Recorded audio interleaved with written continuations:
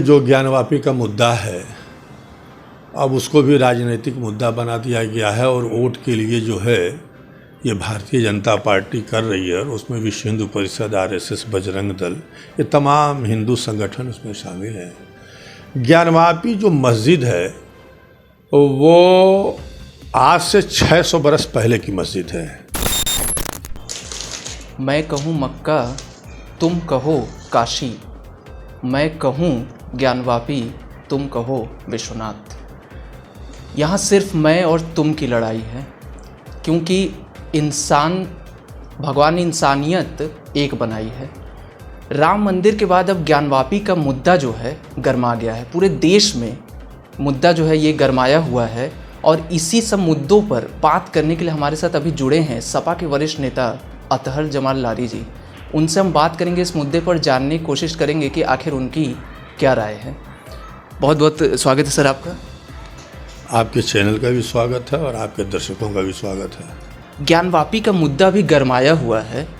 आपका कुछ दिन पहले मैंने इंटरव्यू देखा जहां जिला जज को जो इन्होंने फैसला सुनाया उनको हर जगह सम्मानित किया जा रहा है, वहीं पर आपका ये बयान आया था कि अब न्यायालय पर भरोसा नहीं रहा। इस पर क्या कहेंगे आप? देखिए, जो ज्ञानवापी का मुद्दा है अब उसको भी राजनीतिक मुद्दा बना दिया गया है और वोट के लिए जो है ये भारतीय जनता पार्टी कर रही है और उसमें विश्व हिंदू परिषद, आरएसएस, बजरंग दल, ये तमाम हिंदू संगठन उसमें शामिल हैं। ज्ञानवापी जो मस्जिद है वो आज से 600 बरस पहले की मस्जिद है। एक फारसी की किताब है और उसका हम आपको नाम बता दे रहे हैं। उस किताब का नाम जो है, उस फारसी की किताब में देखिए, उस किताब का नाम है तस्करुल मुत्तकीन। उस किताब का नाम है, फारसी में है और उसके लिखने वाले हैं, जो राइटर हैं, सैयद बदिउद्दीन साहब। इन्होंने ये किताब लिखी है और उस किताब में पूरा डिटेल में है कि ये मस्जिद अकबर से पहले, उसके पहले हुमायूं से पहले की मस्जिद है और इस मस्जिद को तामीर कराने का काम जौनपुर के एक जो है बहुत इबादतगार रईस आदमी थे जिन्होंने इस मस्जिद की तामीर कराई। चूँकि ज्ञानवापी मोहल्ले में वो मस्जिद तामीर हुई इसलिए उसको ज्ञानवापी मस्जिद भी कहते हैं। वैसे उसका नाम है शहनशाही मस्जिद, आलमगिरी मस्जिद, जामा मस्जिद, उसका जो है नाम है। तो औरंगज़ेब को कहा जाता है कि उसने मंदिर तोड़ के मस्जिद बनवाई। इसका कोई सबूत नहीं है, दस्तावेजी कोई सबूत नहीं है। और ये ज़रूर है कि औरंगज़ेब ने उसकी कुछ मरम्मत करवाई थी। उसने कहीं, जैसे बाबरी मस्जिद के बारे में ये कहा गया कि मंदिर तोड़ के मस्जिद बनवाई गई, लेकिन सुप्रीम कोर्ट के फैसले में साफ है कि कहीं कोई मंदिर तोड़ के मस्जिद नहीं बनवाई गई थी। लेकिन वो एक आस्था के आधार पे फैसला सुप्रीम कोर्ट ने दिया और उस फैसले को हमने माना, सबने माना। सुप्रीम कोर्ट का फैसला था और उसी वक्त एक 1991 का एक वर्शिप एक्ट आया जिसमें कोर्ट के आदेश पे यहाँ पे ज्ञानवापी में और मथुरा में, हम उसकी कागज़ भी आपको भेज देंगे, जो सुप्रीम कोर्ट का आदेश है, वो बैरिकेटिंग का आदेश हुआ। ये जो कहा जाता है कि माननीय मुलायम सिंह ने उसकी बैरिकेटिंग कराई, ये गलत है। वो सरकार में थे, लेकिन यहाँ के प्रशासनिक और सीआरपी के लोगों ने कोर्ट के आदेश पे उस मस्जिद की बैरिकेटिंग हुई थी उसकी हिफाजत के लिए।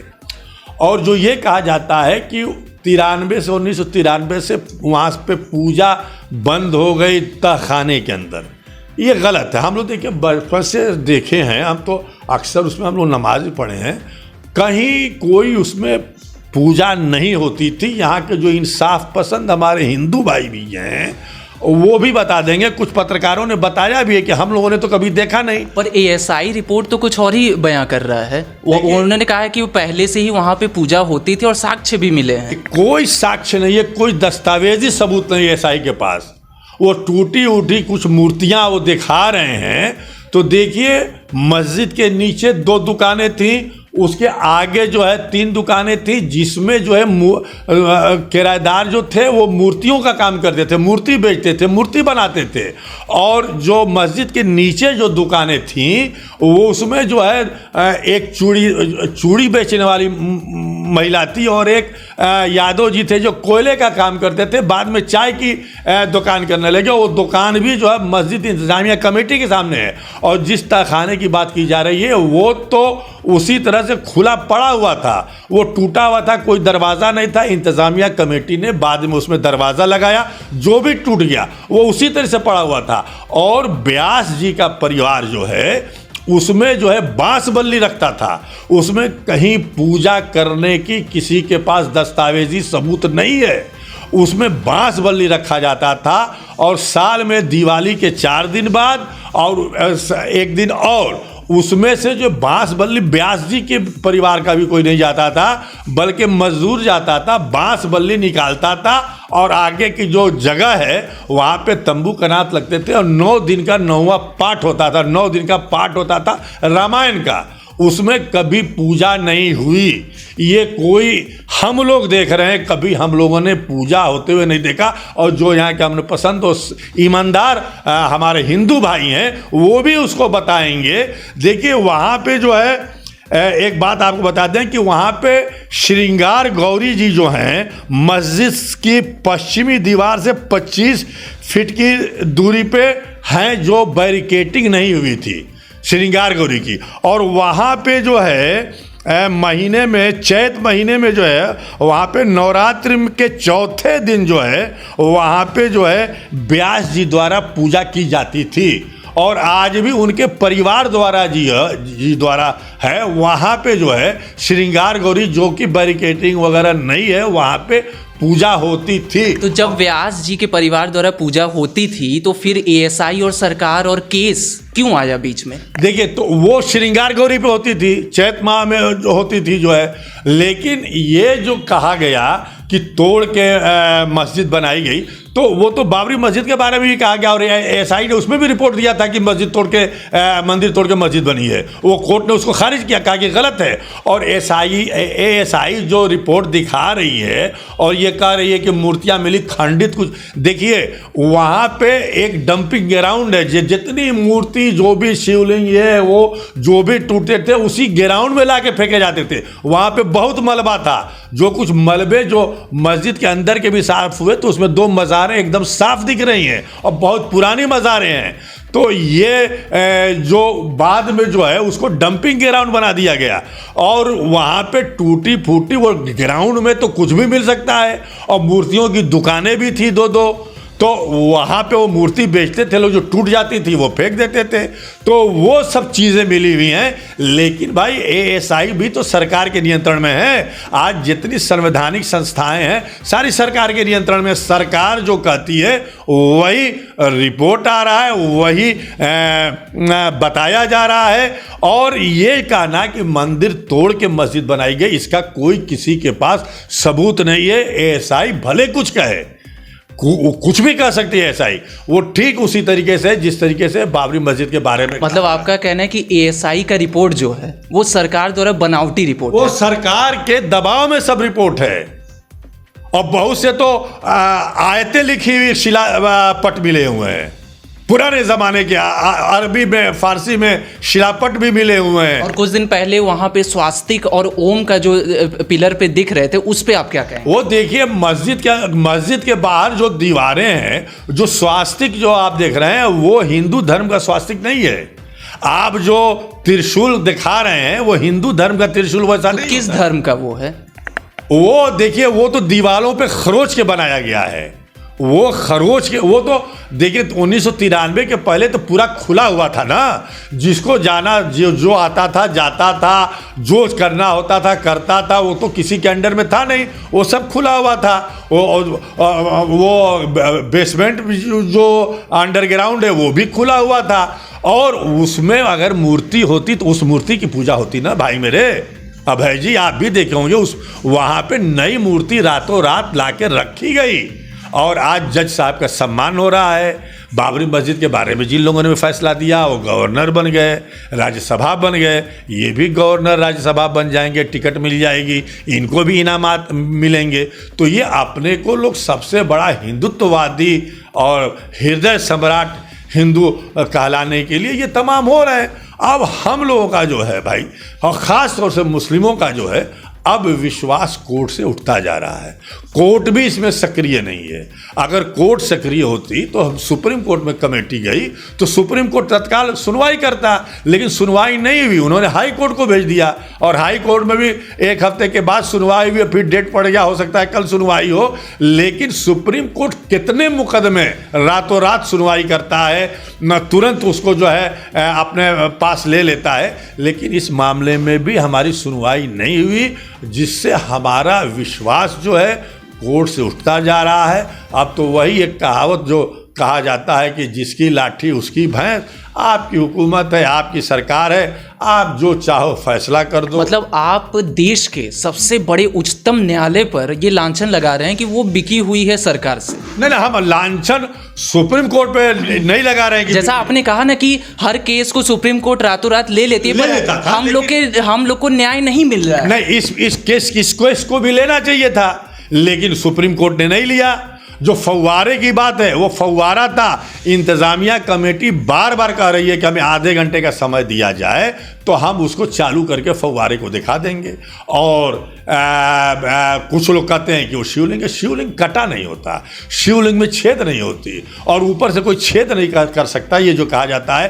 राजेंद्र तिवारी जो उनके महंत जो थे, उनके भाई थे, उन्होंने भी एक बहुत बयान दिया था कि हर पत्थर को हम उसमें विश्वनाथ नहीं मान लेंगे और वो फव्वारा है। और तमाम तरीके की जो अमन पसंद और इंसाफ पसंद लोग हैं, लेकिन अब वो सर्वे की बात होती है तो उसकी भी सर्वे कर लिया जाए, पता चल जाएगा भाई कि क्या है वो। लेकिन कमेटी को मौका दे दिया जाए कि वो फव्वारा चालू करके दिखा दे।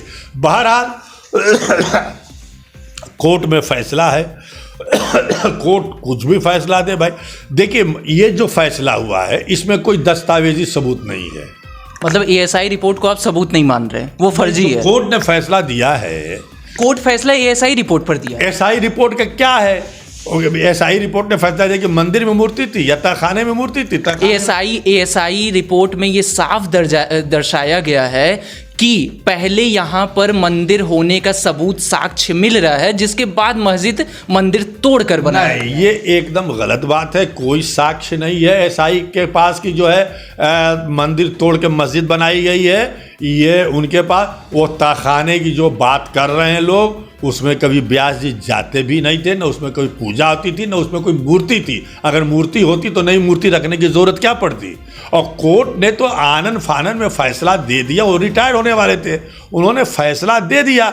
वो कोई दस्तावेजी सबूत है अगर तो दिखाएं लोग कि ये दस्तावेजी सबूत है। वो तो मौखिक बयान पे और मौखिक बातों पे अगर फैसला होगा तो भाई ये तो कोर्ट के ऊपर निर्भर है कि वो किस बात पे फैसला दे रही है। मौखिक बयान दे करके और उसमें फैसला हो जाता है। इसलिए हम लोगों का दिल टूट रहा है और हमें नहीं लग रहा है कि अब हमको कहीं से विश्वास, हमको जो है कहीं से इंसाफ मिलने वाला है और हमारे साथ इंसाफ होगा। और जो आप बात कर रहे हैं जो ग्राउंड है ना, वो तो पूरा डंपिंग ग्राउंड, पूरा मलबा पड़ा हुआ, हर जगह के मलबे जो है वहाँ ला के डाले जाते हैं। तो उसमें टूटी हुई मूर्तियाँ भी हैं और टूटी हुई मूर्तियों की तो पूजा हो नहीं सकती। तो अगर मूर्तियाँ थीं, एएसआई कह रही है, तो फिर नई मूर्तियाँ क्यों लाई गई? कुछ दिन पहले ओवैसी ने कहा है कि 6 दिसंबर फिर से दोहराया जाएगा इस फैसले के बाद। इस पर आप क्या कहेंगे? नहीं, फैसला जो है तो जिस तरीके से बाबरी मस्जिद में आस्था के बुनियाद पे फैसला हो गया, कोर्ट तो कहीं साबित नहीं कर सका, न कहा कहीं कोर्ट के किसी पन्ने में नहीं है कि जो है मंदिर तोड़ के मस्जिद बनाई गई है। तो अब जो है विश्वास तो उठ रहा है। अब असदुद्दीन अवैसी साहब क्या कह रहे हैं वो तो उनकी बात है, वो जाने। लेकिन हम कानून की अभी लड़ाई लड़ रहे हैं और कानून की लड़ाई लड़ेंगे। एक तरफ तो आप कह रहे हैं कि कानून सब न्यायालय से भरोसा ही उठ चुका है, उच्चतम न्यायालय से उठ चुका है, तो फिर कानून की लड़ाई क्या? फिर भी एक कोशिश हो रही है, देखते हैं क्या होता है। हमें नहीं उम्मीद है, एकदम ईमानदारी की बात कर रहे हैं। कि हमें नई उम्मीद है। जिस तरह से उसका फैसला हुआ बाबरी मस्जिद का, उसी तरह से इसमें भी हो सकता है कुछ हो जाए। बहरहाल अब इंसाफ पसंद लोगों की बात है। हमारे तमाम बिरादरान वतन, हमारे हिंदू भाई भी, हमारे तमाम लोग साथ हैं। और तमाम, ऐसा नहीं है कि ये दुनिया मर चुकी है, दुनिया में लोग ऐसे इंसाफ पसंद नहीं, दुनिया में बहुत से इंसाफ पसंद हैं। ऊपर वाला भी देख रहा है। अब सही बात है कि अगर हमें भरोसा नहीं है तो हम तो ऊपर वाले को भरोसा कर रख रहे हैं कि हो सकता है वो हमारी बात सुन ले, वो कोई हमारे हक में फैसला दे, सही फैसला दे, उसी का हम इंतज़ार कर रहे हैं। और हम तो हर तरीके से अमन अमान बनाने वाले लोग हैं। हमने हिंदुस्तान की आज़ादी में अपना लहू दिया है, अपने खून से इस देश को सींचा है, और इस देश को टूटने से बचाने के लिए जब भी ज़रूरत पड़ेगी हम अपना खून देंगे, लहू देंगे। इस देश के अमन व अमान को हर तरीके से बचाने का काम करेंगे। ये हमारा पहला कर्तव्य है। संविधान को बचाने का काम करेंगे, लोकतंत्र को बचाने का काम करेंगे। ये हमारा फ़र्ज़ है। जिस मुल्क में रहते हैं, ये कुरान कहता है कि हुब्बुल वतनी उस मुल्क से होनी चाहिए। हम इस हुब्बुल वतन हैं, इस देश के प्रति लायल हैं, और इस देश के लिए जो भी कुर्बानी होगी हम देने के लिए तैयार हैं। कोर्ट को जो फैसला देना हो, आस्था के बुनियाद पे देना हो, ज़ुबानी देना हो, जो देना हो दे। हम अब अल्लाह के ऊपर भरोसा करके उसी के ऊपर बैठे हैं। आप कह रहे हैं देश में अमन व अमान हमारे लिए सबसे ज़रूरी है, तो फिर फैसला आने के बाद 2 दिन की बनारस के पूर्वांचल के सबसे बड़े मंडी को बंद क्यों किया गया? विरोध क्यों? हम अपने गम का इजहार भी न करें। वो उसको विरोध का नाम दिया गया कि विरोध में बंद किया। हाँ, तो हम अपने गम का इजहार कर रहे हैं। हम मान रहे हैं कि फैसला हुआ, हमारे साथ इंसाफ नहीं हुआ, न्याय नहीं हुआ। न्याय हुआ होता तो आज ये बात नहीं होती। हमको मारा भी जाए और हम अपना दुख भी जाहिर न करें। हमको गम है, दर्द है, तकलीफ है, इसलिए हमारे उलमाए कराम ने दुकान बंद करने की अपील की, कारोबार बंद करने की अपील की, और हमने बंद किया। हमको तो अपने गम का, तो इस लोकतंत्र में हमको तो इतना अख्तियार है ना कि हम अपने दुख दर्द को जो है इजहार कर सकें, अपनी दुकानें बंद कर सकें। हमको सत्याग्रह का जो है, महात्मा गांधी ने सत्याग्रह का जो आवाज़ दी थी, हम सत्याग्रह भी कर सकते हैं। हम जो भी अहिंसक आंदोलन हो सकता है वो हम सब कर सकते हैं इस लोकतंत्र में, जिसकी हमें आज़ादी है, जिसकी हमें छूट है। तो उसी के तहत हमने अपनी दुकानें बंद रखी। तमाम लोगों ने दुकानें बंद रखी क्योंकि हम आहत हैं, हम तकलीफ ज़दा हैं, हम मुसीबत ज़दा हैं, हम परेशानी में हैं, हम दुख में हैं। एक फ़ैसला हमने देखा है और दूसरा भी हम देख रहे हैं, वो सब हमारे आँख के सामने है। इसलिए हम दर्द दिल किससे कहूँ, कोई भी गमखार नहीं, या खुदा तेरे सिवा कोई मददगार नहीं। बहुत बहुत धन्यवाद आपका। तो हमारे साथ थे अतर जमानदारी जी, जिन्होंने कहा कि उनका उच्चतम न्यायालय से भी भरोसा अब उठ चुका है, और ESI रिपोर्ट जो है वो साक्ष्य के रूप में हम नहीं देख सकते हैं। ऐसे तमाम खबरों और मुद्दों के लिए बने रहिए ट्रू टू लाइफ के साथ। मुझे दीजिए इजाज़त। जय Hind. Please follow us on our social pages and stay updated with your daily news.